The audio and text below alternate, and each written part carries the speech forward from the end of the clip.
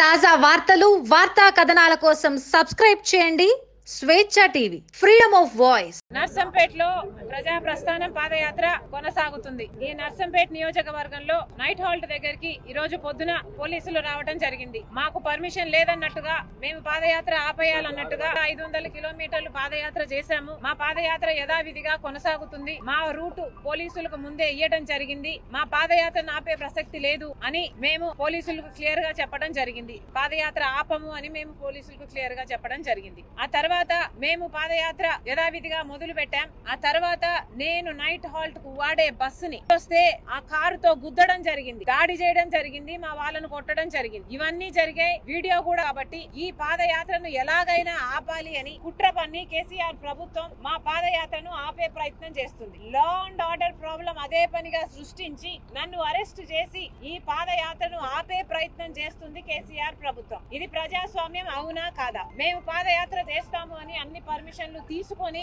ఈ రోజు 3500 కిలోమీటర్ల వరకు పాదయాత్ర ముగించడం జరిగింది. ప్రయత్నము కేసీఆర్ గారి ప్రభుత్వము చేస్తుంది. ఇది వాస్తవం. అసలు మేము పాదయాత్ర ఎందుకు చేస్తున్నాం? 3500 కిలోమీటర్లు పాదయాత్ర చేశాము అంటే కేవలం ప్రభుత్వ వైఫల్యాలు ఎత్తి చూపడం కోసం, ప్రజలకు ప్రభుత్వ పథకాలు అందడం లేదు కాబట్టి ప్రజల పక్షాన నిలబడి ప్రభుత్వాన్ని నిలదీయడం కోసం చేస్తున్న ఈ పాదయాత్రను కేసీఆర్ ప్రభుత్వం అడ్డుకోవాలని అడుగడుగునా చూస్తాలకు గురి చేసే ప్రయత్నం చేశారు. దేనికి భయపడకుండా, బెదరకుండా, చెల్లించకుండా రాజశేఖర రెడ్డి బిడ్డ నిలబడి 3500 కిలోమీటర్లు పాదయాత్ర చేశాం. ప్రజల సమస్యలు ఎత్తి చూపడమే, ప్రజల పక్షాన నిలబడి ఉండడమే ఈ పాదయాత్ర ముఖ్య ఉద్దేశం. మరి ఇలాంటప్పుడు ప్రజాస్వామ్యంలో అన్ని పర్మిషన్లు తీసుకొని మేము పాదయాత్ర చేస్తుంటే ఎందుకు ఆపాలని ప్రయత్నిస్తుంది కేసీఆర్ ప్రభుత్వం? ఆర్డర్ ప్రాబ్లం ఉంది అని మాకు పొద్దున చెప్పారు. అదే law and order problem continue అయ్యేటట్టుగా ఒక ప్లాన్ ప్రకారము దీన్ని తీసుకురావడం జరిగింది. ఒక ప్లాన్ ప్రకారమే నన్ను అరెస్ట్ చేసి ఈ పాదయాత్రను ఆపే ప్రయత్నం చేస్తున్నారు. దుండగులు